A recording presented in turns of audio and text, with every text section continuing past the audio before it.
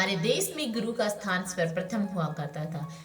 राजा भी गुरु के आगे नतमस्तक हो अपना सिंहासन छोड़ देते थे और यही वे समय था जब हिंदुस्तान को सोने की चिड़िया कहा जाता था। पर वक्त ने गुरु का स्थान नीचे और उन्हीं के द्वारा सिखाए गए उनके चेले शागिर्दों शिष्यों का स्थान ऊंचा करवा दिया और हमारा देश गुलामी की बेड़ियों में बंधता चला गया।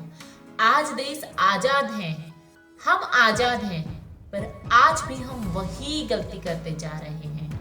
एक बात हमेशा याद रखना, जिस देश में गुरु का सम्मान शिष्य से ज्यादा होता है, वह देश, वह जिला, वह स्थान पवित्रता के साथ ऊंचा होता चला जाता है।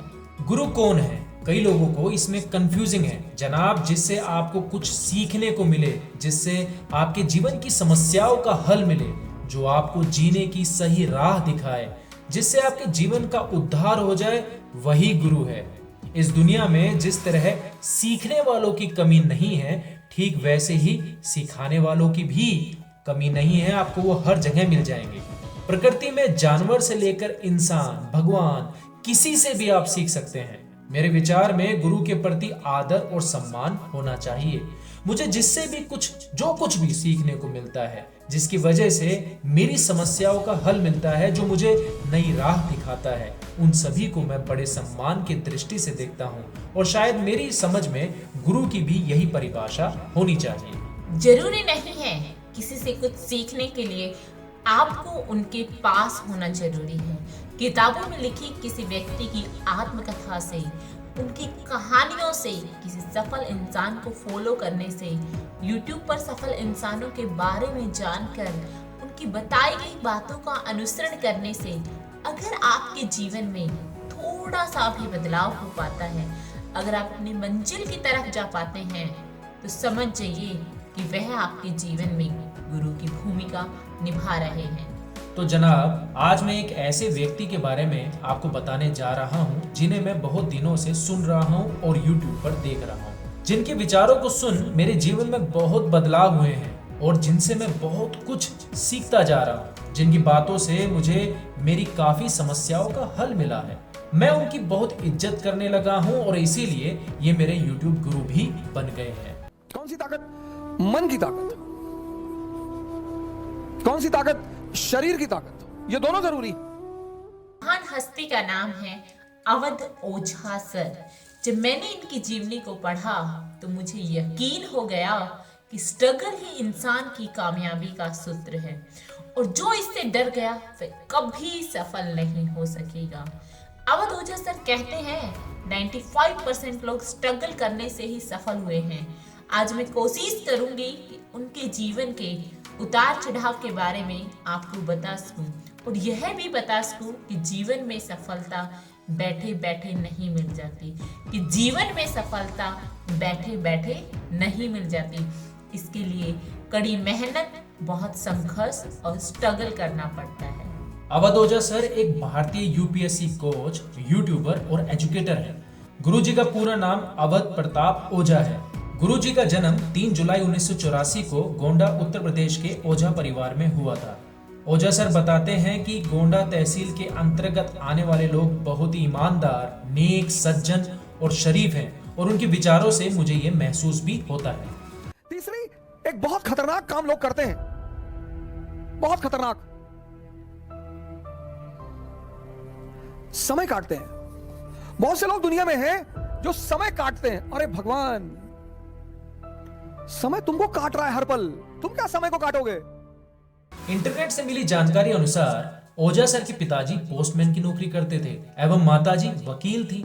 आपको यह जानकर इनके पिताजी के लिए सम्मान 2 गुना हो जाएगा कि इनके पिताजी ने अपनी पत्नी यानी ओझा सर की माताजी को पढ़ाने के लिए उनके पास मौजूद मात्र 10 एकड़ जमीन में से 5 एकड़ जमीन बेच दी थी और उसी के बाद उनकी माताजी वकील बन पाई थी। देखिए, सफलता आसानी से नहीं मिलती, पर सच यह भी है कि सफलता कहीं भी मिल सकती है। आजकल कई लड़कियां डरती है कि शादी के बाद पता नहीं मैं अपने सपने पूरे कर पाऊंगी या नहीं, पर ओझा सर के पिताजी जैसे साथ देने वाला पति हो और ओझा सर की माताजी जैसी मेहनती आप हो तो सफलता आपसे दूर नहीं है। सफलता बस अपने आप को दोहराती है। ओझा सर का सपना IAS बनने का था और उनके सपने को पूरा करने के लिए उनके माता पिता ने उनका साथ भी दिया। कोचिंग के लिए जब दिल्ली जाना था तो ओझा सर के पिताजी ने अपनी बची हुई जमीन बेचकर ओझा सर और उनकी बहन को पढ़ने के लिए दिल्ली भेज दिया।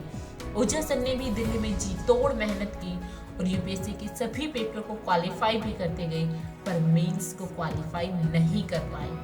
और खासकर मिडिल क्लास फैमिलियों में जब उनके बच्चे बहुत बड़ी बड़ी बातें करने लगते हैं तो आमतौर पर माँ बाप डर जाते हैं कि डिस्टर्ब हो गया है। यहाँ पर ओझा सर काफी निराश हुए।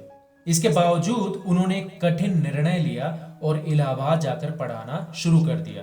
यहाँ पर हमें सीख मिलती है कि परेशानियां हर किसी के जीवन में आती है, पर जो मेहनत करता है रास्ते भी तो उन्हीं के लिए बनते जाते हैं। बैठे रहने से या सिर्फ अफसोस करने से कुछ हासिल नहीं होता, बल्कि सोच विचार कर फैसले लेकर और उस पर अमल करने से होता है।